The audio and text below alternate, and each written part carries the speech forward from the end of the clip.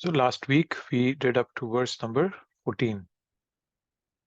And the verse 14 is kind of the most important verse of this chapter. So if you want to remember something in this chapter, this would be the most important verse where Krishna is saying that Daivi Hesha Gunamai Mam Maya Duratte.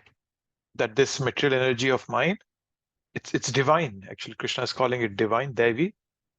And Mama Maya Duratte. It's very hard to overcome. When you surrender to me, Mam Eva Ye Prapadyante Maya Metam Tarantite. Then you can cross this ocean of nescience, right, to this divine energy of mind, because the three modes of material nature is difficult to overcome. What else did we discuss last week? Anybody remembers? Anything that stood out for you that you want to think? Just bring it out.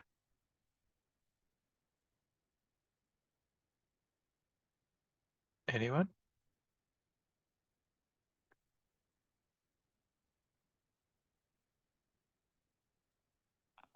That Krishna is the source of everything. Krishna is the source of everything. Yes. Yep. We read that in the earlier verses where he's the source of water, taste, is the ability in man, his sex life that is conducive to dharma. Yeah. Kamosmi Bhartarshava. Yes.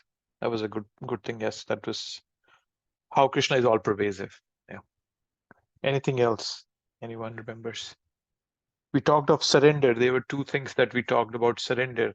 And anyone remembers that part? There was two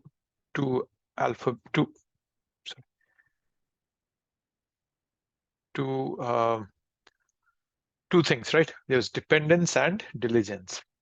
And we talked about how diligence was demonstrated by Arjun when he fought the war as Krishna had asked him to do. And dependence was demonstrated by Draupadi when she showed a diligence. She tried her best to save herself, tried to convince the Kauravas that how this was not appropriate. But then when she realized that this is not going to work, she fully surrendered and completely depended on Krishna. So surrender is both dependence and diligence. And different people can demonstrate it in different ways. It's not that it's just either or. Somebody can have both of them, and somebody can so somebody can be dependent, somebody can be diligent, somebody can be both. So that's another aspect that we discussed, right? So surrender requires trying. There is an effort that we have to put in when we surrender. So what's things that are in our control, we focus on that and we do our best in them. But then things that are not in our control, we surrender, and let Krishna take over. So we become peaceful by letting go of the uncontrollable and purposefully by taking up the controllable. That's why it's a depend on Krishna, but prepare also at your own end. So yes, so that was the essence that we discussed last class. So let's start with 15th, verse number 15. So now 15 and 16. Let me just, where's my slides? Give me 1 second. Share that also.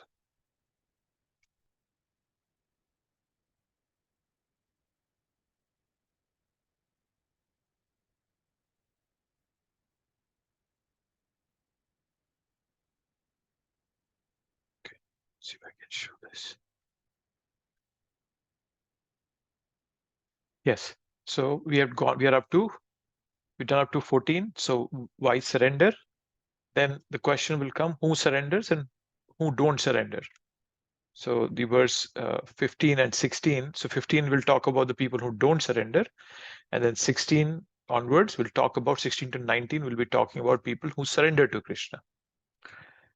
So, surrender to Krishna. So we'll get into that section now.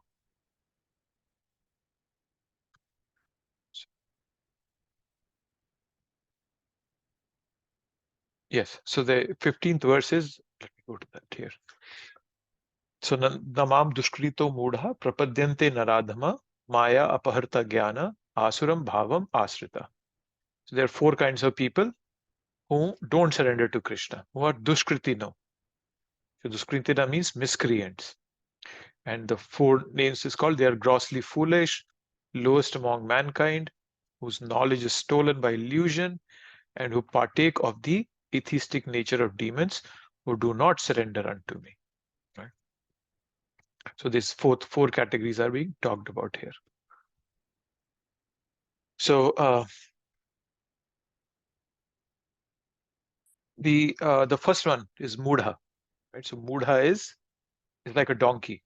The donkey doesn't think when a donkey is carrying around the huge load, right?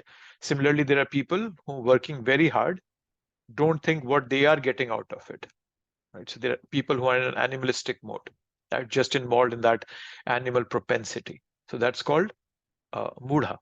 Right? That's mudha. And then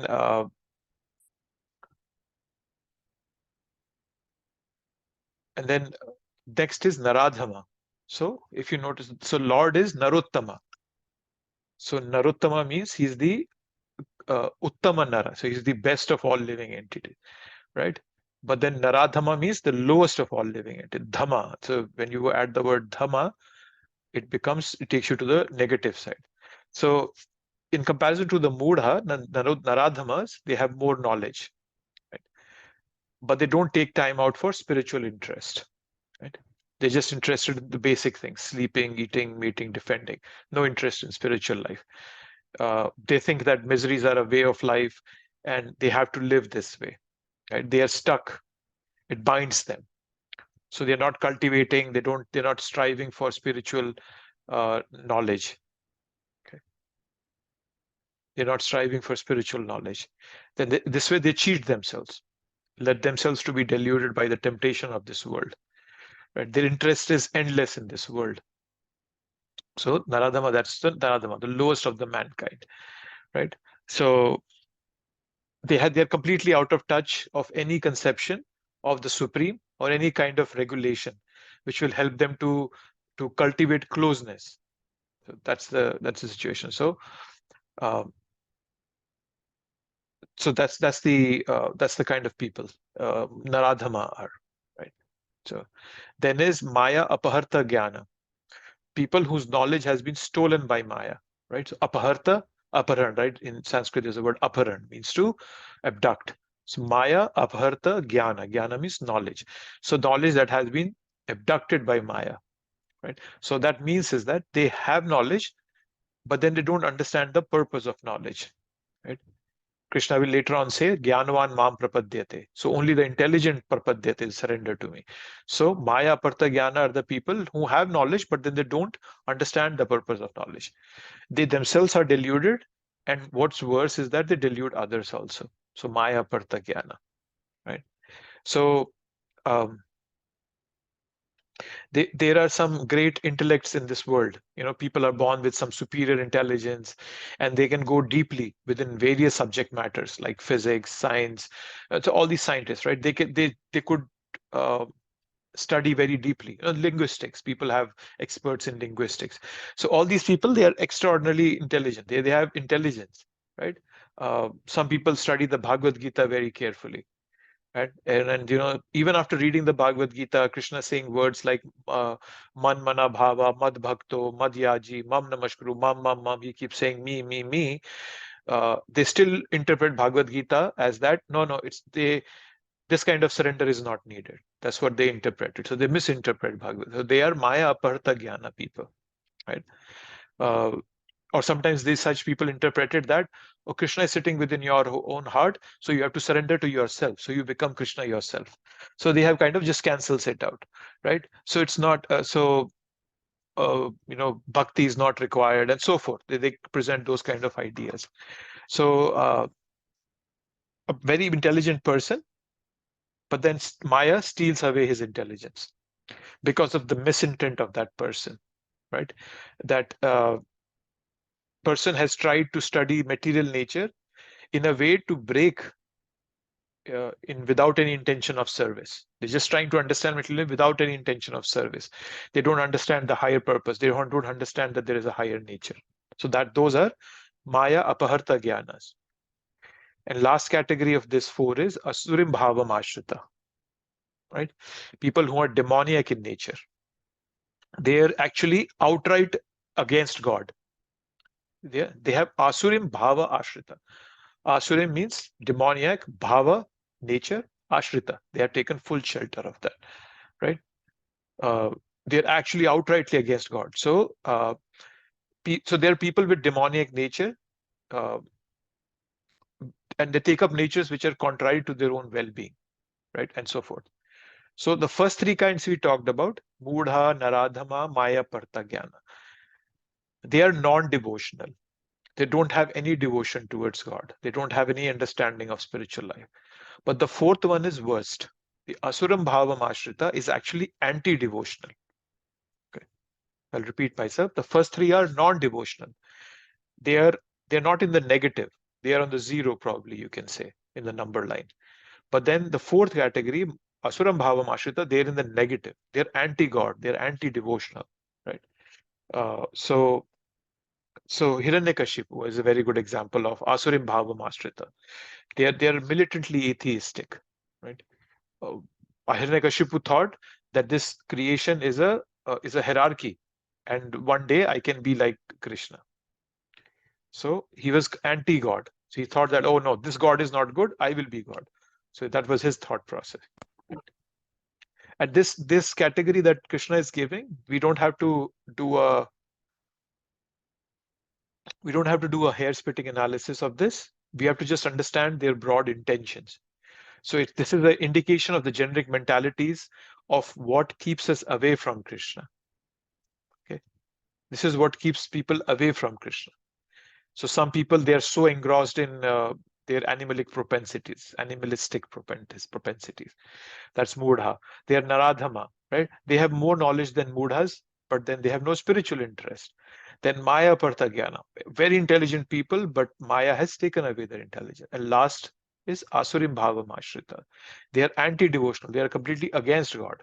The first three are at least not against God. They just don't have an understanding or interest. But the fourth one is against God. So that's the Maya Apartha Asurim Bhavam Ashrita. That's the fourth one. So these are the four categories that Krishna is talking about here. And I'm not going to go through a whole purport. This is a very long purport, so I request you all to read it at your end. The Prabhupada very clearly explains all four of them here. So Mudhas, I've summarized what Prabhupada is explaining. Naradhama, Maya Partha Jnana, and then lastly, Asurim Bhavam Ashrita. So Prabhupada has very clearly explained all four of them in the purports. So you can go through all four of them, right? So such people never surrender unto the lotus feet of the personality of Godhead, in spite of all scriptural and authoritative advice. You meet so many people who seemingly, or not seemingly, they are just so closed to taking advice. They don't want to take any advice. They just say, no, I'm happy in what I'm doing. Why do I need bhakti? This is no, I don't need this. I'm so happy. My wife is good. My husband is good. My kids are fine. My business is running well. I've got a big mansion where I live, good car. So they just don't understand it. So this is the most deluded state. So I realized it recently that sometimes you might people who are seemingly intelligent. They're seemingly intelligent, but they don't. They're seemingly intelligent, but they don't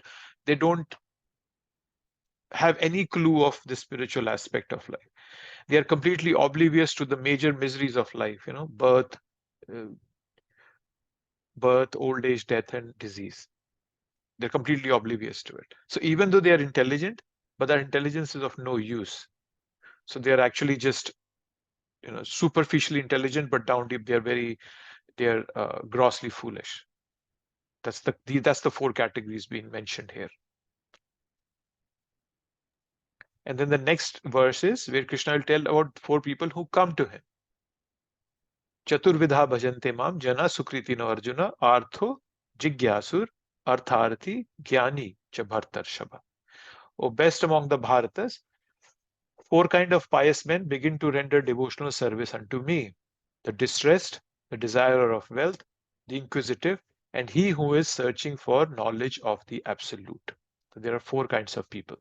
Right? So the good thing is, so these people, we all, at some point or the other, we fit in one of these categories.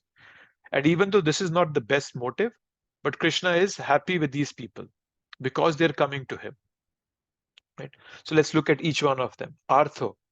So artha means, where is that word? Artha. Artho is distressed. Artha is distressed. The word means distressed. So artha is the first category Krishna is bringing out, is distressed one. And the very good example of distressed is Gajendra. You all must have read the story of Gajendra in the Srimad Bhagavatam. He was having fun, frolicking in the lake with his family members, and then suddenly a crocodile comes and holds onto his leg. Right? So he reached out to Krishna out of distress. There was this, which movie was that? Apollo 13. If you have seen that movie, there was a good scene that I remember, that the satellite, the shuttle, was about to enter the Earth's atmosphere, right? And it gets into some complications. And what do the scientists do? They send out a radio message to the entire world to pray for them, right? So as they say that there are no atheists in foxhole, there's a famous saying that there are no atheists in the foxhole. Foxhole, foxhole is a setup that you make during a war, right? You make a hole for yourself, dig a hole, and you sit in it when you're attacking the opposite army. That's called a foxhole. So the famous, as the saying goes, there are no atheists in foxhole. So I was reading recently that how in the army in this country, United States, there must be millions of people who are on active duty in the Army, Navy, Marine, Air Force, so forth. There might be millions of people, but the survey that was done, it showed that less than 10,000 people were actually, they think of themselves as atheists. So less than what would 10,000 be of 1.4 million? What, a percent of it? Probably even less than a percent. Only those people consider themselves as atheists. So there are no atheists. So when you go to war and you see death face to face, you cannot continue to be an atheist. So there are no atheists in the foxhole. So that's what happens when you get distressed. And if you reach out to God, that's okay. That's Krishna is accepting those people also. Right? So initially, Gajendra was trying to solve the problem himself, but then he realized it's not going to work. Right? So he plucks a lotus, raises up in the sky, and he says some prayers. But where do the prayers come from? He remembers it from his past birth. In the past birth, he was a king, King Indradyumna. And the crocodile who was holding onto his feet was Huhu. It's a nice name, Huhu. So his name was King Huhu. And they both had been cursed and they both came in as animals. Right? But when Gajendra started praying, he was remembering prayers from his last life. Prabhupada would make this statement that the reason I want my disciples to memorize verses is because that in a worst case scenario, if anyone falls into a animal body, they can at least remember some of the verses and again, get a human body. So that's why Prabhupada would say that you should memorize verses. So Gajendra remembered prayers from his last life, and then Vishnu comes on his Garuda plane and he slices the head off of the crocodile and also liberates the elephant. So that's a distressed artho, right?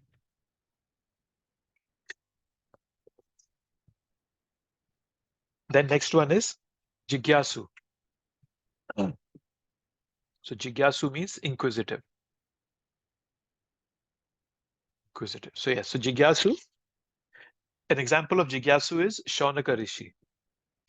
In Srimad Bhagavatam was spoken by Sukadev Goswami to Parikshit Maharaj, who was sitting on the bank of river Ganga. And in that assembly of sages was also Shaunaka Rishi. So when Shaunaka Rishi comes back to Naimisharanya, no, sorry, Sutta Goswami, not Shaunaka. Sutta Goswami was there in that assembly of where Parikshit Maharaj was hearing the Srimad Bhagavatam. There was Sutta Goswami. When Sutta Goswami comes back to Naimisharanya, there Shaunaka Rishi is inquisitive and he asks him, please tell us what you heard in that assembly there. Right? So that's the next. So Shaunaka Rishi is a good example of being inquisitive. Right? In India, many times it used to happen with Prabhupada that Prabhupada would be traveling in a train or something, in a train, and people would see a Swami in a saffron garb, and they would come to him, right? Just asking him random stuff. Even people even do that today. I've heard many brahmacharis who are traveling locally in India. People just approach them and ask them random questions that, why are you dressed like this? And okay, what does ISKCON teach? And why did you take up this bhakti? And why at a young age? And all sorts of random questions, right? And even in US, when Prabhupada was here in US, people would randomly come up. Prabhupada was one traveling in an aeroplane. The pilot came and asked him some random questions. So, and once the curiosity is over, these people, they just give up their business with Krishna also. Okay, same with Artho. People are distressed, they reach out to Krishna, and their distress is taken away, and then they forget Krishna. Similarly, these jigyasu, these inquisitive people, they reach out to Krishna, but when their inquisitiveness is done, they go back to their material life. Right? Similarly, when people would talk to. Once what happened was Prabhupada was traveling in a train and there were two men who were trying to approach him, but Prabhupada's disciple would stop them. He said, no, Swamiji is resting or he's eating or something. But then somehow those two men gained access to Prabhupada and they just came and sat at Prabhupada's feet. And they said, Prabhupada, they didn't know Prabhupada's name, or they just said they saw him as a Swami, a self-realized soul. And they said, please bless us. They were praying and they were asking for blessings. So Prabhupada said, oh, you want blessings? He said, I'll bless you that your material life is over. And they both got so scared and they just ran away that they thought, oh my God, what kind of a blessing? So these people are not inquisitive in spiritual life. They're just inquisitive about some knowledge here, there's some questions, right? So that's the idea of a jigyasu. Similarly, if you notice that Srimad Bhagavatam has all sorts of messages in there. It talks of Ashtanga Yoga. It talks of a universal form in the second canto of Srimad Bhagavatam. So the reason is that when Shaunaka Rishi, when Sutta Goswami was explaining Bhagavatam to Shaunaka Rishi, there were people, not necessarily all of them were the sages. There were not all of them were bhakti yogis. So that is why, and even when Sukadev Goswami was speaking to Parikshit Maharaj, in that assembly, not all of them were bhakti yogis. So he had to bring in aspects which also would satisfy such people, such yogis. That is why Bhagavatam has universal form, Ashtanga Yoga, so and so forth, right? Similarly, when we are preaching to people, we need to know what background one is coming from and accordingly, define the message we are giving them. We just don't want to dump everything in one go. I was talking to a devotee recently, a very old friend of mine, a very senior disciple of His Holiness Radhanath Maharaj, and he was telling me how he came across this lady who once went to a temple, ISKCON temple, and she's a devotee of Lord Ram, and she went to a temple and she mentioned to somebody that I'm a devotee of Lord Ram, and that person, being a neophyte or probably I don't know what was his scenario, he just kind of like ran a bus over them, saying that, oh, don't you know Ishvara Sarva Krishna, Ishvara Parama Krishna, and Krishna is the supreme, Ram is not supreme. Only by following Krishna you can go to heaven. You have been befooled to think that Ram is. And that lady got so upset that she stopped coming to an ISKCON temple. After many years, she met this person whom I was talking to, and that person, kind of pacified her. He said that, this is not the message that Prabhupada has given us. That person was completely out of line. But sometimes that's what we do. When we are preaching, we don't see where the other person is coming from. So that is why when somebody is inquisitive, we should know where that person is coming from, and we should try to bring them to in their own way to this path. That's the second category. The third category is artha-arthi, which is, what is artha-arthi? One who desires material gain. Artha-arthi is one who desires material gain, and so it doesn't mean necessarily money.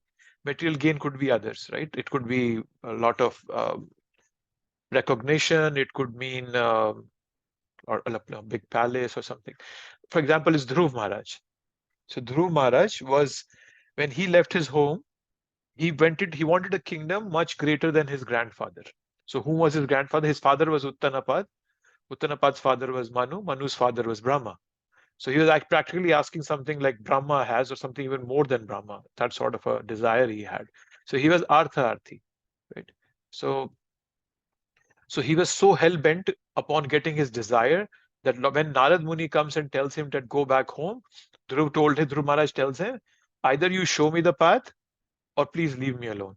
That was the extent of his artha-arthi, just what he was seeking, right?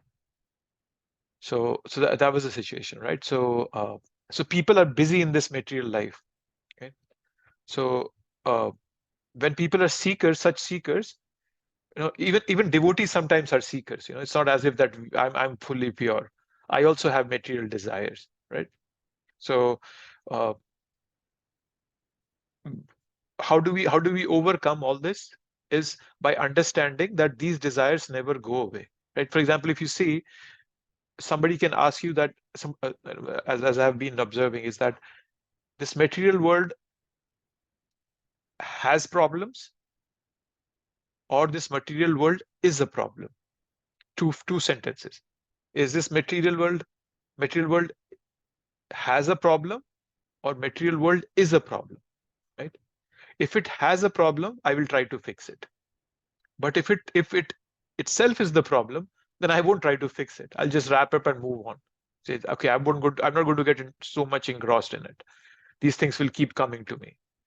People will, people suddenly there will be a reorganization in your company, and you will be asked to leave. I can't do anything about it. Recently, I was talking to my manager recently, and she told me that there is this what do you call that? Layers, span and layer, I think. So it's that. So she's saying that people who have only 1 or 2 direct reports, those 2 direct reports will be taken away from them because a 4:1 ratio is needed. So nobody even thought of it. Things just keep coming up. But if I start investing and think that, no, this is the problem, I need to fix it, then I'll get engrossed in it. Then tomorrow another problem will come in. Then after tomorrow another will come in. But if I realize that this whole world is a problem, this material world is a problem, it does not have a problem, it is the problem, then I won't try to solve it. And then I just let it roll on by itself, and I invest my time and effort in bhakti. Right? But then from a preacher's perspective, we don't, when we see somebody who's coming as a seeker of wealth or any other thing, such things, who's an artha-arthi, we don't disparage them. And Narad Muni didn't laugh on Dhruva. But there's another story in the Srimad Bhagavatam, I think it's the third, no, not in the third canto. Which canto is that? I don't remember which canto. But then Diti approaches Kashyapa Muni.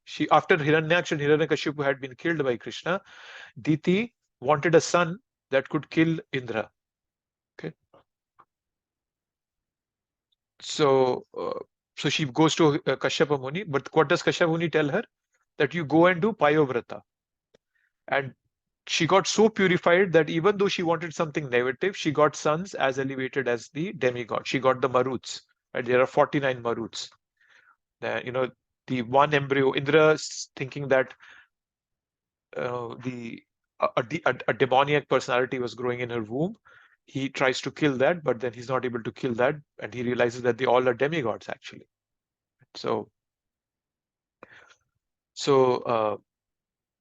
that's the way we approach. So the reason I'm bringing this up is that's the way we approach people who come to bhakti, or whom we meet, because they all are at different levels.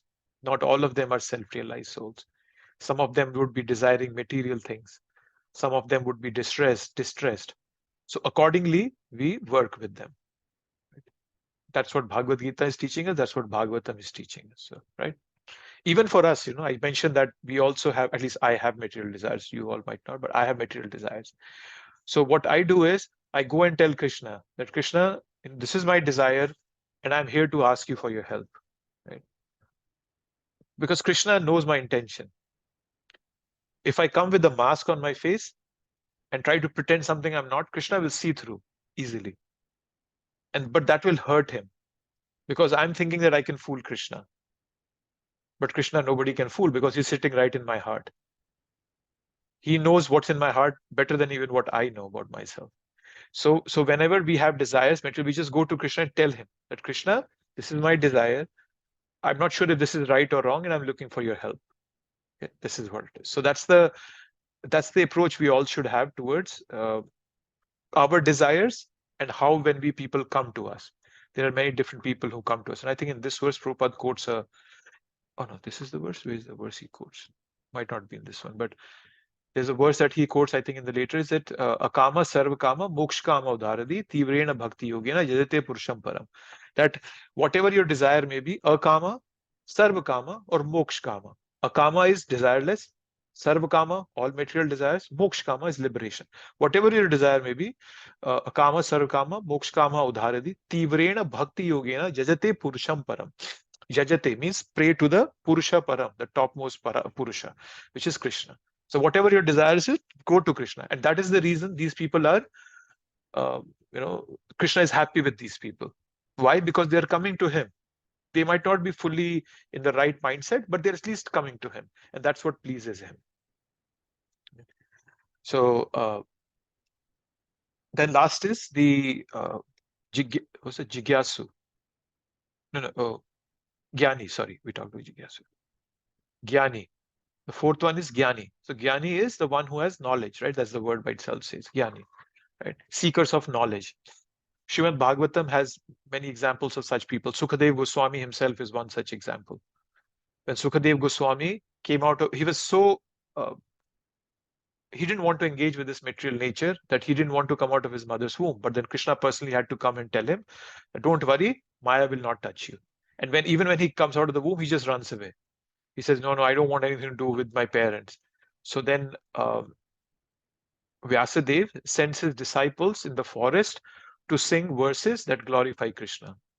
And one of the verses that Sukadeva Goswami hears is, Aho bakiyam stankal kutam jigham sayap avyayadapi asadivi lebe gatim dhatri uchitam tatovyam kamva dayalu sharanam vrajema. That why would somebody else take shelter of anybody other than Krishna, who gave a position of a mother to Putana, who had come to kill him. So these kind of verses, when he heard, he was suddenly started thinking that, who is this personality? I want to know him. So he was a seeker of knowledge, and there was just some brushing needed, and he could come out of it, right? So people who are in ignorance, they take shelter of smoking, drinking, violence. The people who are in a mode of passion, they take shelter of money. People in the mode of goodness take shelter of knowledge. And the people who are in transcendental mode, they take shelter of Krishna.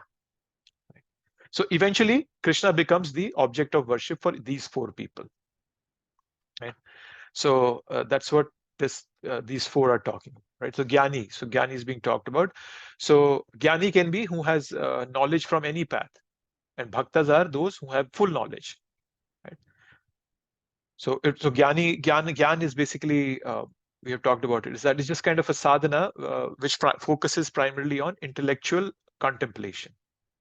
And people, by saying neti, not this, not trying to engage in this material world, they're just trying to contemplate and get knowledge, right? So the four Kumaras is another example given in the Shastras, right? Four Kumaras, there's a story in the third canto when they are about to curse Jai Vijay, that they have reached Vaikuntha, and the Vaikuntha, they are trying to enter, but they are stopped by Jai and Vijay, and then they curse them and they come down as Hiranyaksha, Nakashipu, and two other birds. But then the Lord comes, and then they smell the tulsi fragrance coming from the Lord's lotus feet. Kinjal kamishri tulasi makaranda vayu. That air brings that fragrant smell of, and their intellect is automatically changed from an impersonalism to they become a devotee. So these kind of people are across here, right? So there is this. Then Krishna in the next verses will tell how the Jnani is the best for him. Even though he likes all four of them, but the Jnani is the best, right? So, okay, so let me see if there's anything Prabhupada is saying in the purport.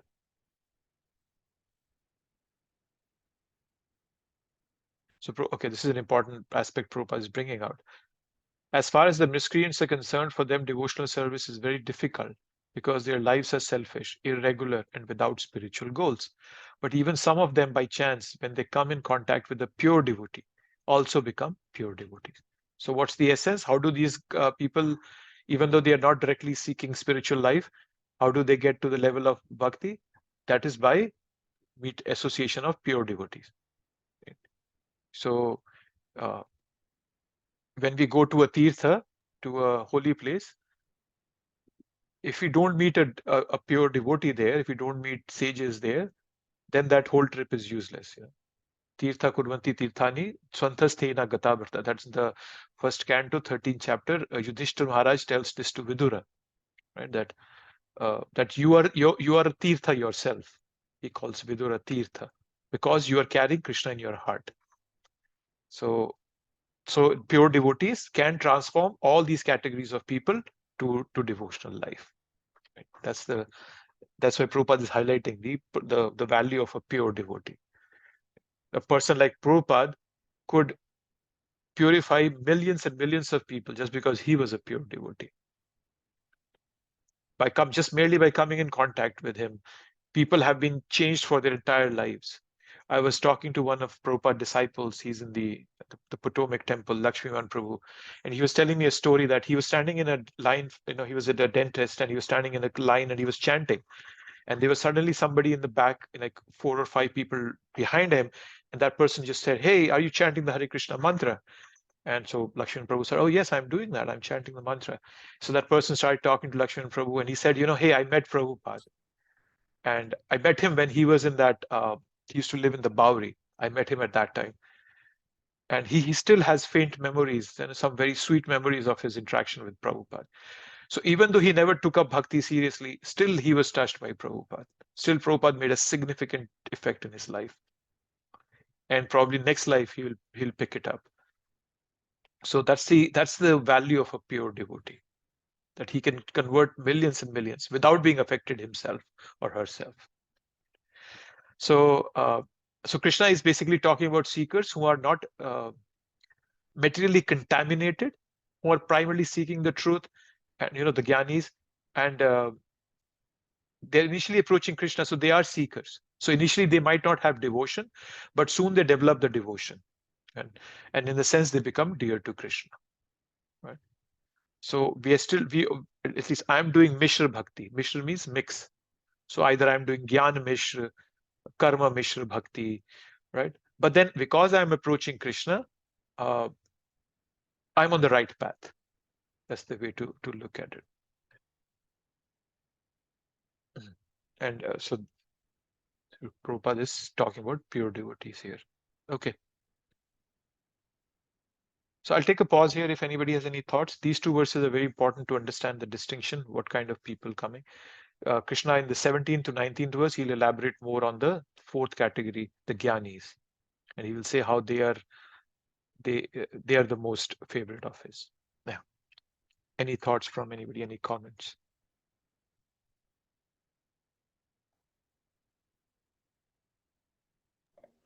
Hare Krishna, Prabhu, you really explained very well all the categories who surrender and who do not really surrender to the Lord. And you knit the story so well with it so that we can understand each and everything very nicely. My question is regarding that one story you said about that lady who said that she was a Ram Bhakta and she was kind of mistreated. So what should be our stand when somebody comes and says that I'm a Ram Bhakta? How should we treat that person? You treat them as Ram Bhaktas. Our Chaitanya Charitamrita has examples of so many people who were pure devotees of Lord Ram. Chaitanya Mahaprabhu, when Anupam was the brother of Sanatana Goswami and Rupa Goswami. He is the third brother. There were three brothers. And once Chaitanya Mahaprabhu told him that chant the Hare Krishna. He was a big devotee of Lord Ram. And so Chaitanya Mahaprabhu told him, why don't you chant Krishna's name?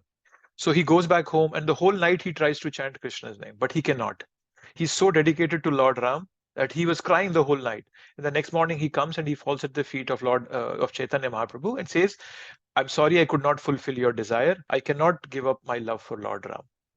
And immediately Chaitanya Mahaprabhu picks him up and hugs him and says that I wish I could have your kind of your kind of love towards Lord Ram. I wish I could have that for Krishna. So all our scriptures are abundant with this fact, with this philosophy and Mahaprabhu. And this is just one example I'm giving. There are other examples there is an example of this devotee in when Prabhupada is, not Prabhupada, Mahaprabhu is traveling the south. And there's this devotee who's so dedicated to Lord Ram that he invites Mahaprabhu for lunch. And he cooks lunch for Mahaprabhu, but he doesn't offer it to Lord Chaitanya. And Chaitanya Mahaprabhu is waiting. Oh my God, it's already 3 o'clock. Why is this person not offering me lunch? And he asks him, and that person says, oh, he's in a mood of of Lakshman, that hey, Lord Ram has gone to get some food, and then when he brings it, I will cook it. So Mahaprabhu really appreciates that. So what I'm saying is that our scriptures are abundant with such examples where people from different faiths have come. And Prabhupada never dispatched anybody. If he can make people who have no clue of bhakti devotees, then what about people who already have devotion in this path? Why would we even criticize them for anything? So at least personally, my belief is that we should treat everybody with utmost respect, and we should also appreciate what they are doing, whatever little they are doing. Because they are on the path. They might not be at the position where I am, but they are on the path. So we should not disparage them. We should be very kind to them and understand that they're also doing Krishna Bhakti, but in a different form. And even Bhakti Vinod Thakur, he would say that when I see somebody else praying, I see that he is praying to my God, but in a different way. So I appreciate my God more now. I appreciate my form of bhakti more, because my God, my Krishna, is being loved by so many people in different ways. When Prabhupada was once in Iran, he only went to Iran once.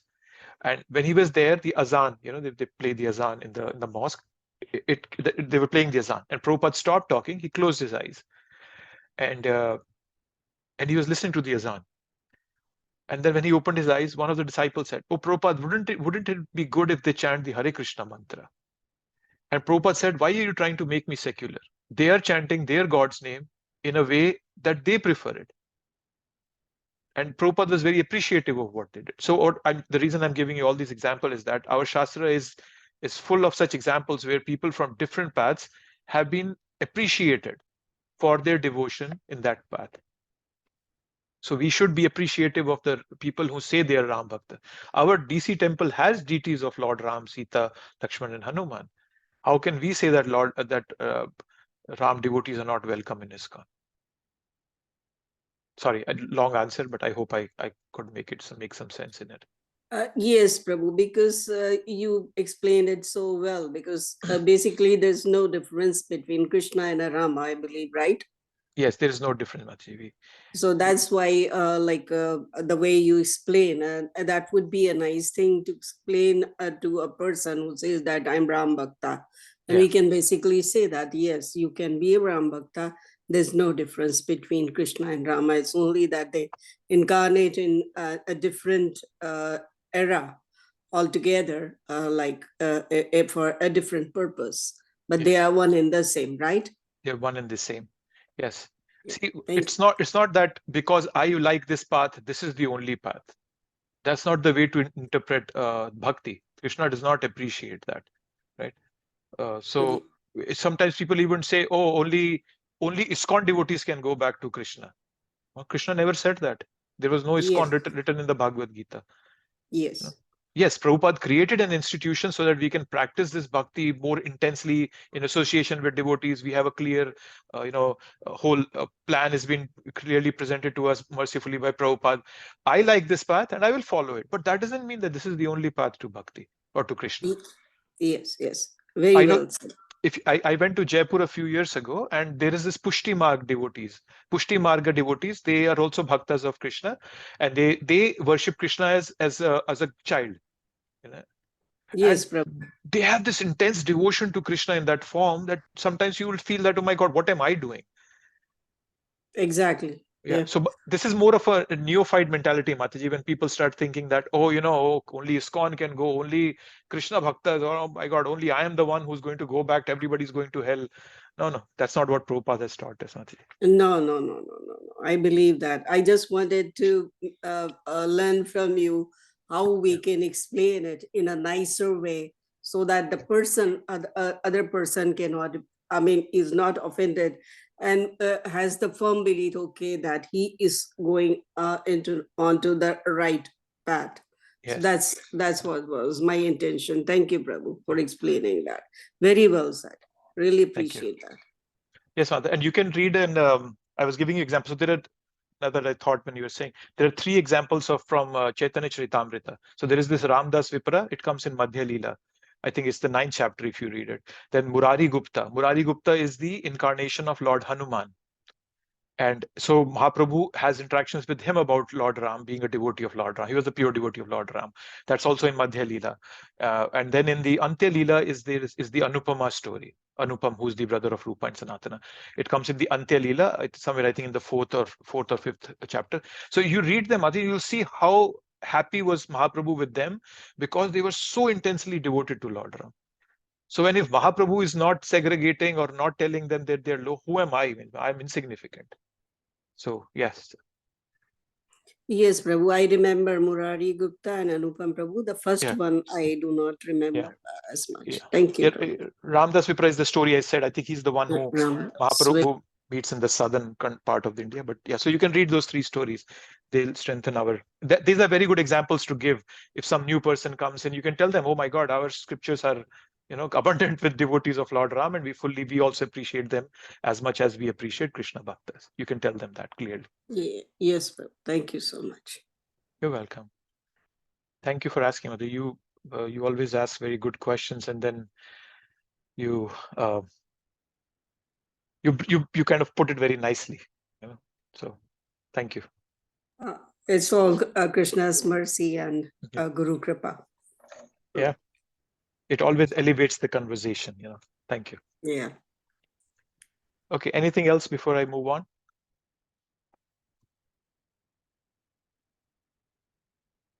No. Okay. Then let's move on to the 17th verse. So 17th verse is, this is just a continuation of the verses. So 16 to 19 is 15 to 19 is a packet. So now 17 to 19, Krishna is going to talk of people of that last class, of the last group, the Gyanis he's talked about, right? The Chaturvida Bhajante Mam, the good people. So Tesham Gyani Nitya Yukta Eko Bhaktir Vishishyate Priya Hi Gyani No Atyartham Aham Sacha Mam Priya. Of these, one who is in full knowledge and who is always engaged in pure devotional service is the best. For I am very dear to him and he is dear to me. Okay.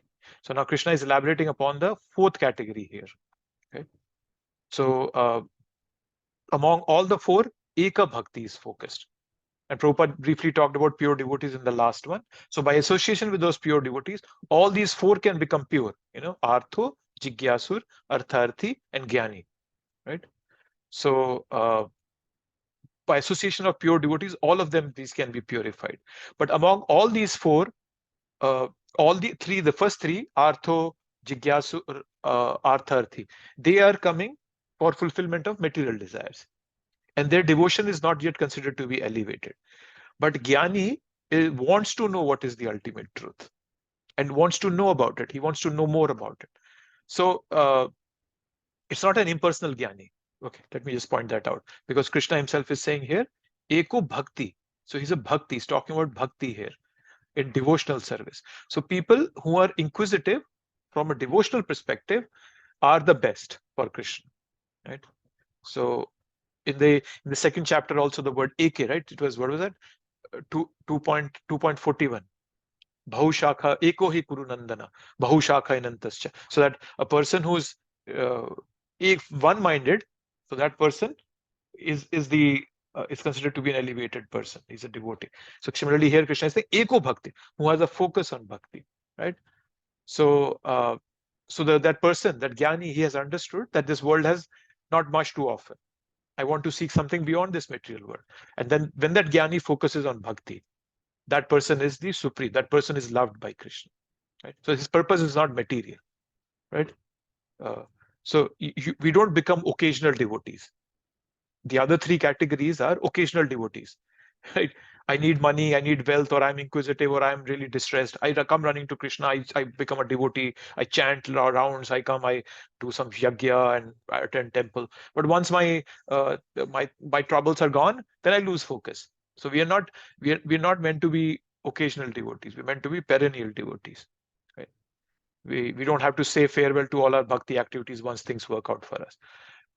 So that jnani person, the bond of love develops very quickly with Krishna, because he doesn't have material desires, right? Just like a dry wood catches fire immediately. But if the firewood is wet with desires, material desires, then it won't catch fire that easily, right? So by association with pure devotees, the inquisitive, the distressed, the seeker after material amelioration, they become pure, right? So that's what Prabhupada is going to say in the purport also. Right here, again, he's bringing out the concept of pure devotees. So after supremacy, can all become pure devotees. They all can become pure devotees. But out of them, he who is in knowledge of the absolute truth and free from all material desires, become a really pure devotee of the Lord. And that person is the best, Krishna is saying. Eko bhaktir vishishyate. That person is the best, as Krishna is highlighting here. So Krishna is happy with all of them. Not saying that Krishna is not happy with these other three, but he's the most happy with the person who's coming to him out of devotion. That's the essence here. See what else is Prabhupada saying here. And Prabhupada is giving a kind of a step-by-step thing, right? Initially, when people are frustrated, they start looking for answers.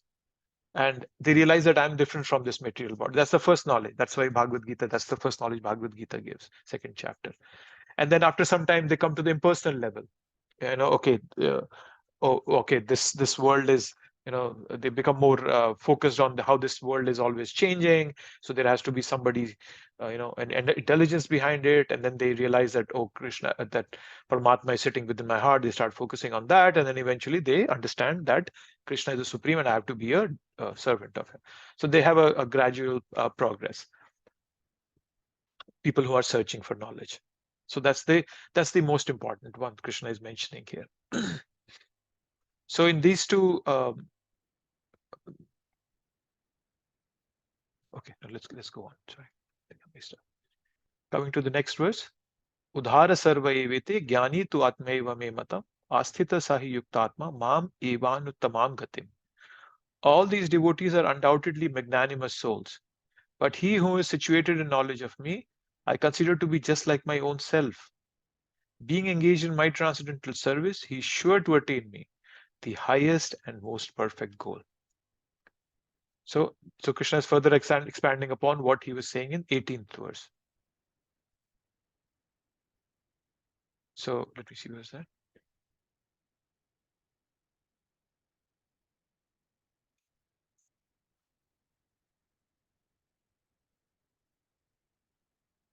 Yes, okay. So out of those, so Krishna is saying that all of those are important for me. All four are good, right? So, sorry, am I mixing up something? Yes, so all of those souls are magnanimous, Krishna is saying. They all are very important for me. So the word is udhara. Udhara means charitable. The word being udhara used here is udhara. So udhara is magnanimous here. Prabhupada is translating it as magnanimous. So all of them are magnanimous. Krishna is calling all of them as magnanimous, all the four. Artho, Jigyasur, Artharthi. So Krishna is very merciful. And Krishna is very hungry for devotion. He's hungry for love. Somebody might say, how can God be hungry for love? But God is hungry for love of his devotees. And he's very happy to see anyone coming to him, even though if that person is coming out of material desire. That is why he's calling them udhara, magnanimous. Even if their bhakti is mixed, jnana mishra bhakti, karma mishra bhakti, but and we all have I have ulterior motives. Krishna is still happy to see them coming to him. Instead of going anywhere else, when in trouble, they are coming to me, Krishna is thinking. Therefore, Krishna is happy. But then out of those jnani who's really looking for knowledge, he's just like me. Right? He's just like me. Krishna is actually saying that again, that he's just like me. Such a person is situated in me.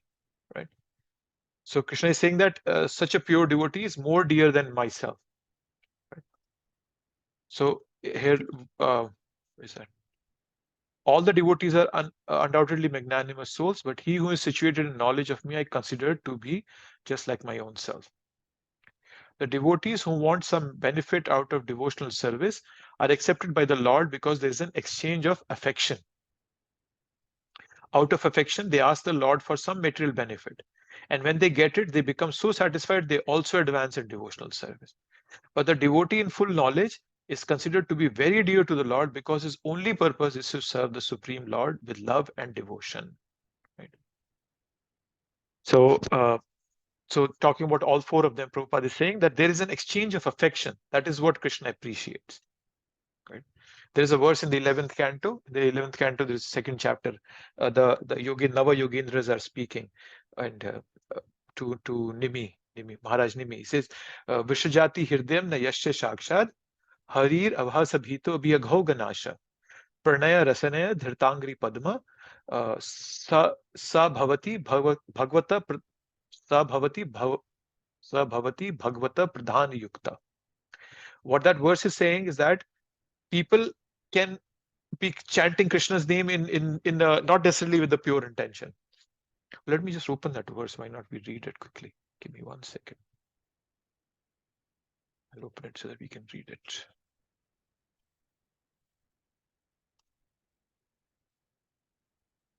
So it's a beautiful verse. 11:2:55. 11:2:55. Last verse of the second chapter of the 11th canto. Let me share this.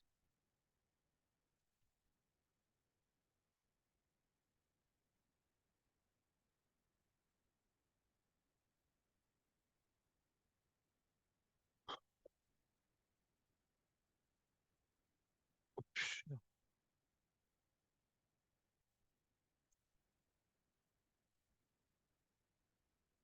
Okay, and I'm sharing my screen now. Can everybody see that? Okay. Would somebody like to read the translation, please? Anyone? Anyone?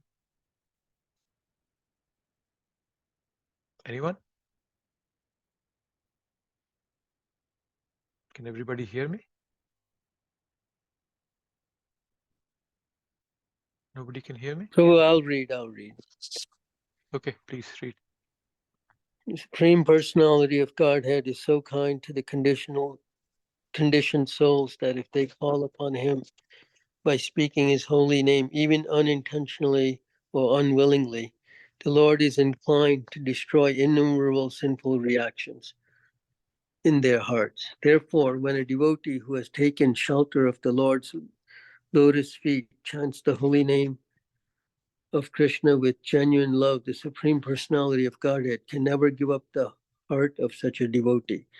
One who has thus captured the Supreme Lord within his heart is to be known as Bhagavata Pradhana, the most exalted devotee of the Lord.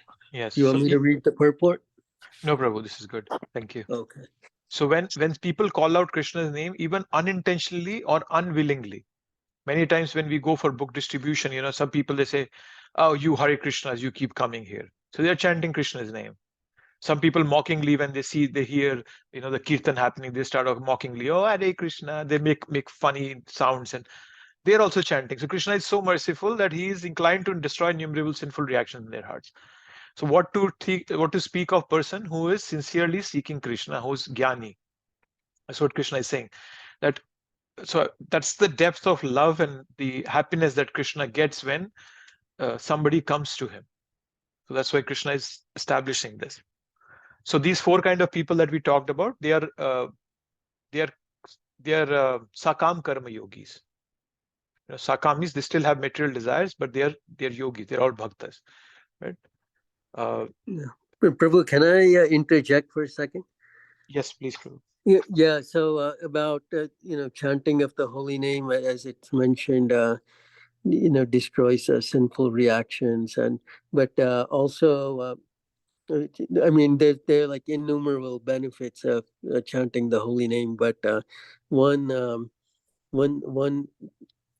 thing that I'd heard was that, when you chant the holy name to like lower species, animals, that they get so much benefit that that most likely they will get human birth, in their next life. And so that's what I had heard. And then just from my experience, it was really, really interesting. Like I've seen like squirrels on trees and, or rabbits, in the grass. And so numerous times, I've chanted, Hare Krishna, to like squirrels, rabbits, other animals. And, they interestingly, like they gaze at me and, as if, they recognize the name or has some special significance to them. So I just wanted to share that with the group. Yes, Prabhupada told us that, yes. Chanting Hare Krishna to the animals. It's always beneficial. This chanting, when it goes out into the external environment, it creates a lot of positive ripples, and people, Paramatma from within the heart can point out that this is something good for you. That is why some people get attracted, but some people have just shut down their Paramatma and not listening to him at all. They don't get in, but there are so many people who get attracted. We all have seen this at some point or the other, either at a festival, book distribution. People just get attracted randomly. Yeah. Thank you. Thank you, bro. Because the Paramatma starts showing them, hey, this is right, go with this. Like Dhruv Maharaj, right? Dhruv Maharaj, he was truthful and straightforward, right? And when he was meditating, Paramatma from within his heart, he purified him to such an extent that when he saw the Lord, he was feeling ashamed that, oh my God, what was I asking for? I was asking for pieces of glass, and here is the diamond himself. Lord was standing in front of him. So yeah, the Paramatma from within the heart can speak to us. Yeah. Thank you for sharing that, Prabhu. So yes, so Krishna is saying that these devotees are magnanimous souls, all of them. But the one who is just a jnani, who's without any material desires, is coming to, that person is the best, Krishna is saying here.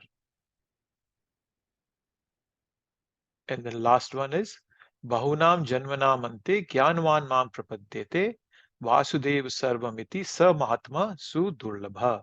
So after many, many lives, people come to, what is this word here? The Prapadyate.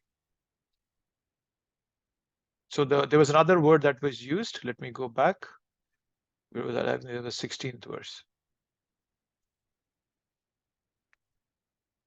Chaturvidha Bhajante Ma. Okay, the word here was used Bhajante. So these are four good people that Krishna is talking. But what are they doing? They're Bhajante. They are rendering service. And let's look at the word now that Krishna is using here again is Prapadyate. It's not Bhajate, it's Prapadyate. The word Prapadyate is surrenders. So there is a difference between Bhajate, which means to render service, versus Prapadyate, which means to surrender. So it takes a long time for somebody to come from Bhajate to Prapadyate. And they understand that Vasudev is everything. So Vasudev is another name for Krishna. And so the reason Krishna is bringing, so if this verse is slightly, you will have to understand this. Bahunam Janmanamante Jnanvan Mam Prapadyate Vasudeva Sarvamiti Sa Mahatma Sudurlabha. So why is Krishna using Mam? Mam means me. And then he's also saying Vasudev. Why is he Krishna representing himself in two different ways? So I'll so the way to understand this is that, and Prabhupada even hints upon this. Let me read what Prabhupada says, and then we can talk. Such a universal vision of Vasudeva precipitates one's full surrender to the Supreme Lord Krishna as the highest goal, right? So God is everything, right? So for example, let me take this example of Prahlad Maharaj, right? So Prahlad said that God is everywhere. So when Lord Narasimha comes from a pillar, Prahlad doesn't stand out and pray to the pillar, even though the pillar is also sacred. The Lord is coming from it. So whatever is worshipable doesn't mean that is the ultimate thing of worship. So even the pillar was worshipable, right? So it is worshipable because of relationship to Lord, right? So God is everything. That is the concept of Vasudeva. That the God is all. That's what Prabhupada is saying. Universal vision. So Vasudeva is the universal vision of Krishna, this whole manifestation and everything. But then Krishna is also in a personal form. That is why Krishna is using the word Mam here.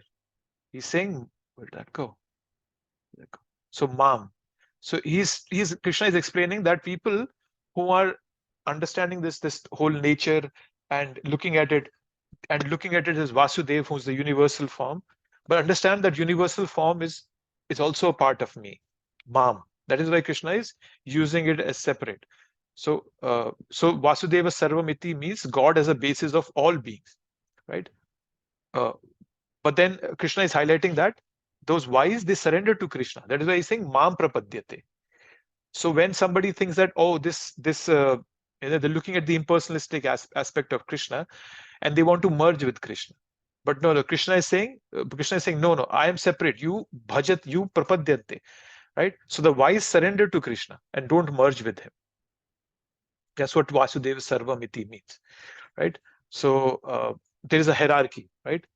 So everything is existing because of Krishna. God is the basis of all beings, right? Ye chapi sarva bhutanam, in the 10th chapter, Krishna is saying all the ability is coming from Krishna. Paurushan Rishu, right? So God is the best of all beings, but God is also a basis of all beings, right? So he includes this material and spiritual energies. So he's not just one person in existence, but he's also the all existence. The whole existence is also Krishna. He's a person for sure, but also the cause of all existence. So those who have knowledge understand Krishna to be everything, right? So that's the reason why Krishna is using the word Vasudeva and Mam, right? So God has a personal manifestation with whom we can have a personal relationship, right? So the wise, they understand, they surrender to the Vasudeva, this universal manifestation, but don't merge in him, right? So oneness means that we are not different from Krishna. We're not qualitatively different from Krishna, right? I'm one with Krishna in love, and that my interest is not different from Krishna. So then that's the way to understand this. This is I would say a slightly technical aspect here, that why is Krishna talking about himself and then also Vasudeva, right? So nothing exists separate from Vasudeva, and Krishna is saying that even I am not separate from this Vasudeva, this material, this all pervasive, what you're looking at, the impersonal aspect. So those people who are intelligent, they understand that Krishna, all this is Krishna's manifestation, and they understand that even though that Vasudeva is there, the Vasudeva is this topmost, this impersonalistic concept, but then that's also a part of me. So that's what Krishna is explaining here, this 19th verse. Gyanvan mam prapadyate. So as Prabhupada is mentioning that the universal vision of Vasu, when people are looking at that universal vision of Vasudeva, their love and surrender for Krishna increases when they understand the connection of Krishna, then how this Vasudeva is also a part of Krishna. That yes, this Vasudeva is all manifesting, all pervasive, but then Krishna is a personal manifestation. Has a form like me. So that's what is being explained here. That's what Krishna is highlighting. So with full knowledge, we are able to surrender to Krishna. Then 20th. So from now 20th, the demigod section is going to start. I think most of the remaining chapter, Krishna will be talking about demigods and what other kind of worships people take up. So 20. Kames taister hitagyana prapadyante anya devata tam niyamam asthaya prakrti niyata swaya. Those whose intelligence has been stolen by material desires surrender unto demigods and follow the particular rules and regulations of worship according to their own natures. So is he talking? So who will surrender? Who will have surrender? Misplaced surrender is being clarified here. So one who has desires to enjoy and know that these desires are such that Krishna will not approve of them, they don't go to Krishna, they go to demigods, right? So when a child has rotten teeth, he's been eating a lot of sweets, chocolates, and he goes to his father and says, Father, I want a chocolate. The father gets angry, will slap him and send him away. That have you seen your teeth? They're rotting. But if the same child goes to a shopkeeper, the shopkeeper is not going to look at the child's rotten teeth. He'll just give him the chocolate. Right? So when we go to Krishna, he may slap us and send us away. And not Srimad, Chaitanya Charitamrita in the Madhya Lila, there's a 22nd chapter where Mahaprabhu is teaching to Sanatana Goswami, Rupa Goswami, one of them. In the 22nd chapter, so Mahaprabhu is quoting Krishna, is saying that Krishna is saying that, Krishna kahe, ama bhaje mange vishya sukha. Right? Amrita chhadiya vishya mange, e bada murkha. So Mahaprabhu is saying that this person, if he's engaging in my service, but then again he's asking for material enjoyment. What a fool he is, right? He's similar to a person who has given up ambrosia, nectar, to drink poison. E bada murkha. So Mahaprabhu is calling him murkha. But then in the next verse he says, Ami vigyan, and I'm intelligent. E murkha, vishya ke nidiba. Why should I give him poison? Swa charanamrita diya vishaya bhulaiba. So he's saying that I will give him my love for my lotus feet. I'll give him shelter under my lotus feet, and I'll make him forget. I'll make him forget this whole the wish that poison that he's asking for. So similarly, Krishna sometimes when people go to Krishna, he might just send them away. So that's why people don't go to Krishna. Or in other ways, Krishna can give them what they're asking for also, like Dhruv Maharaj, right? Or Krishna can ask us to wait. And waiting is where people get desperate and change their course and they start asking demigods. Prapadyante anya devta. Situating themselves in the rules and regulations to please that particular devta. Right? There are different ways of approaching different devtas. So tamnam niyamam astha. Niyamam means rules and regulations. Prakarte niyata swaya. Right? These living entities, they follow their nature of material enjoyment. And we can see this very prominently in demigod worshippers. They have their own way of approaching that particular demigod. Right? But then all these systems can be transcended when there is an interference from a pure devotee. That's the important part to remember. All these people, they can be brought out of this contamination when a pure devotee comes to them.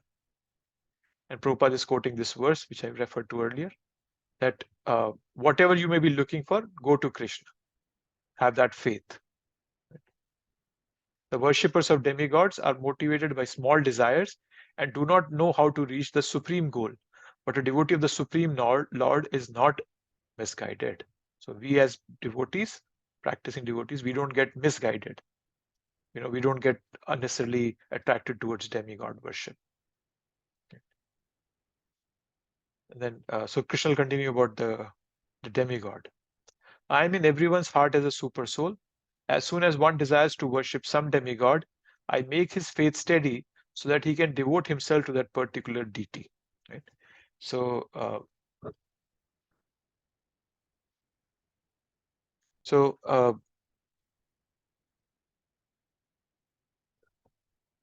this is 21. So it's the word here is Shraddhaya Architum. Right? So the word Shraddhaya. So Shraddhaya with faith. Right? So this faith is being given. So Krishna is saying that this faith, his faith is also a matter of divine grace. Right? So that's what Krishna is explaining here. That some people have this faith, and that Krishna makes their faith steady. Right? So that faith is also divine grace. That's Krishna establishing. So, but that the faith is established according to our desires. So to understand this inner aspect of faith, like a medicine, right? When we take a medicine, we see that medicine cures us, and we develop that faith. So sometimes if I have material desires, then what I'm going to do, I'll go to a demigod and my desires will be fulfilled. And I'll see, oh yeah, this works. So I'll go to that demigod again and again, right? So when we are in a natural, spiritually healthy state, then we are able to revive our relationship with Krishna. Then we have complete faith in him. But till that purity has not come, our faith is shaky. And because of that shakiness in our faith, sometimes people go to a different demigod, saying, oh, that Krishna will not give me this. Let me go to a demigod and take this. So, see what Prabhupada is.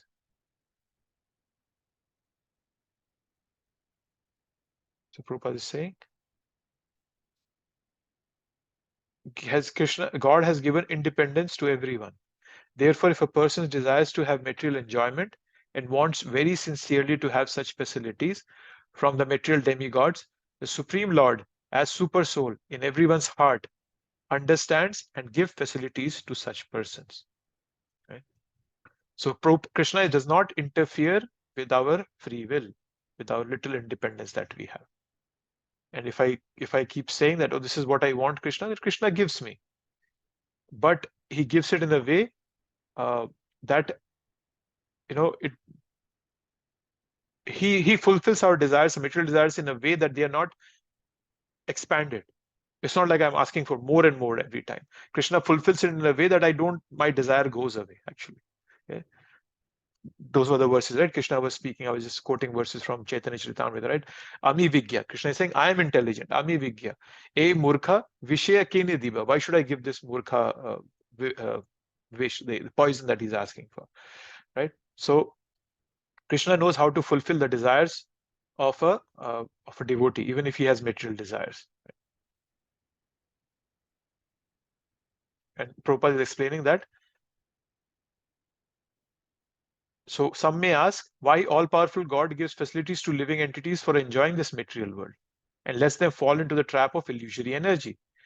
The answer is that if the Supreme Lord, as Super Soul, does not give such facilities, then there is no meaning of independence. Therefore, he gives everyone full independence. But his ultimate instruction is found in the Bhagavad Gita. Surrender unto him. This will make the man happy. So that's the reason why Krishna gives it, because he doesn't want people to come to him out of fear. He's okay. He says that you please come out of love. Till that, I will, try to keep nudging you in the right direction. Sometimes fulfilling your desires, sometimes not. But I'll keep nudging you in the right direction. But I want your free will to be used to come to me. And Prabhupada is quoting about different demigods. If you are a diseased person, you go to sun god. If you're looking for education, you go to Saraswati. You go to Uma if you're looking for a beautiful wife. So there are different ways of, according to our nature and desires, we can approach different demigods.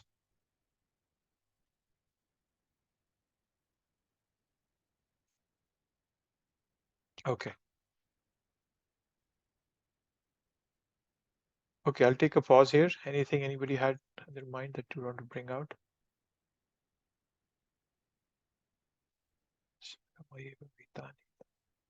Yeah. Anything? Nothing?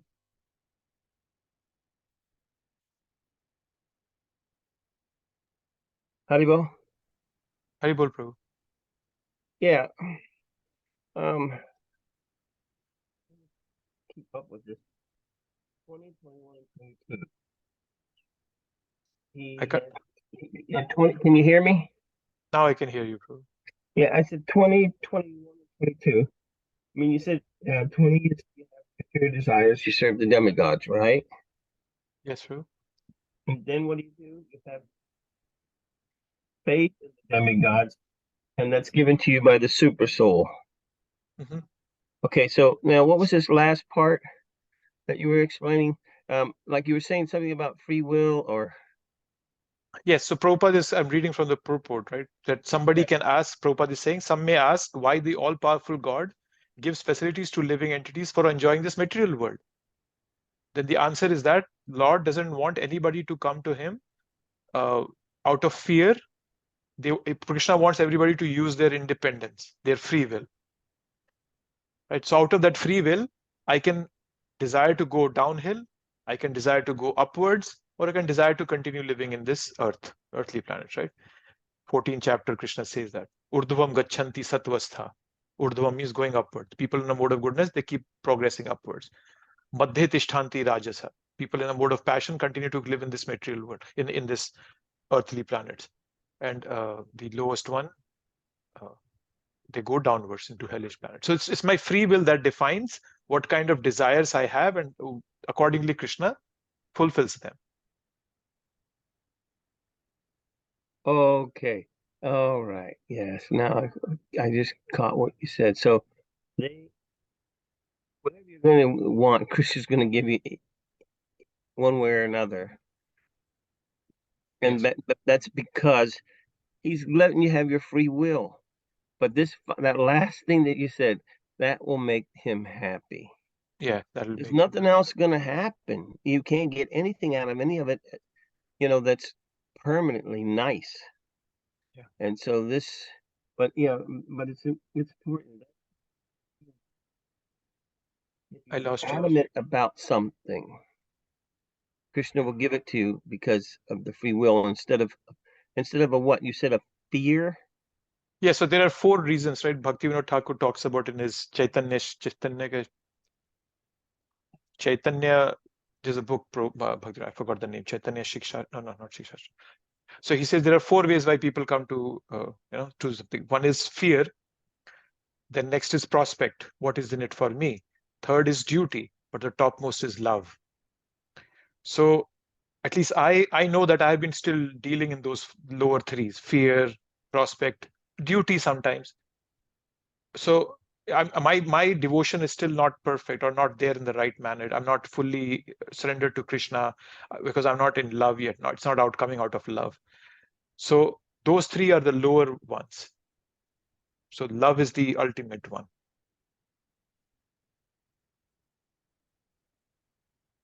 And only that kind of an engagement can make us fully happy.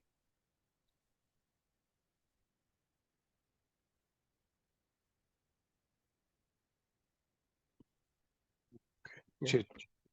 Really. Thank you. Okay, thank you, Prabhu. Hare Krishna, Prabhu. Hare Krishna. I would just like to give a scenario here, and I hope that in this situation, how we have to deal.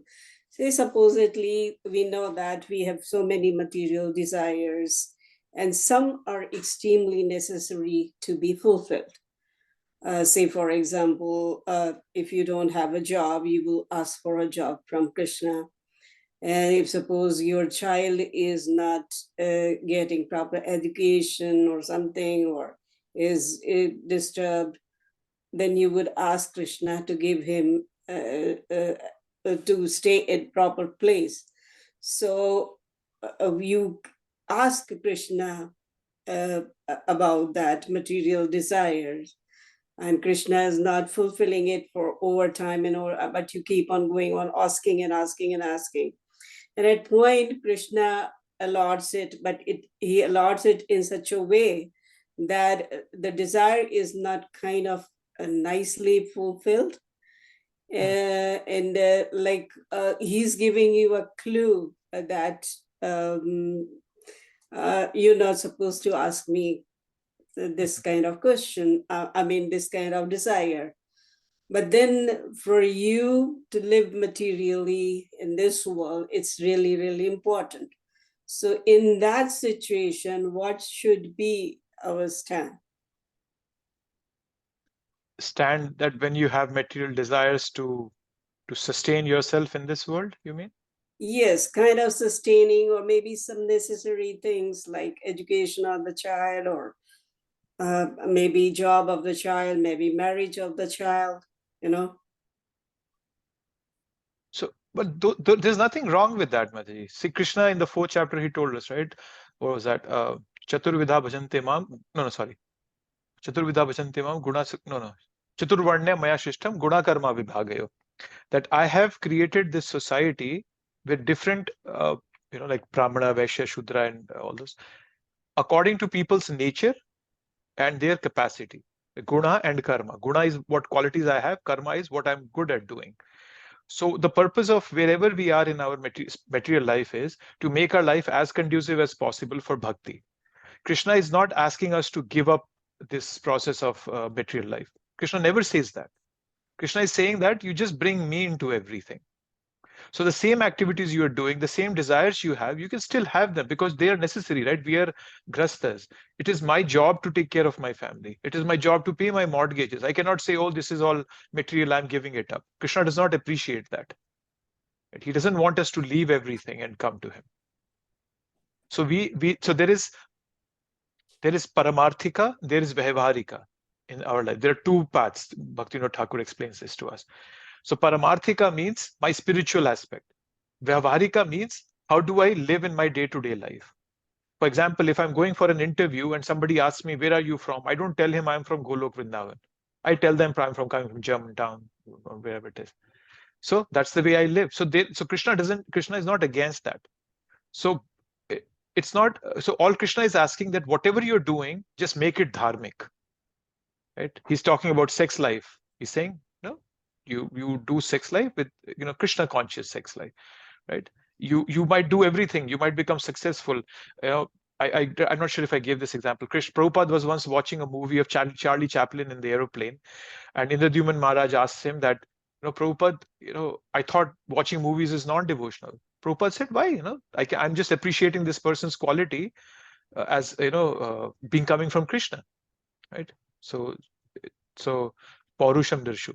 So we can bring Krishna into all those activities, and there are activities that are needed, and we have to do them, right? So we should not give up material qualities, material things artificially.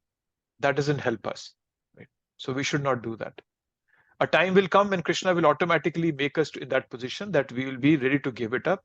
So then it's okay. But then before that, we should not artificially give up our lives, material lives.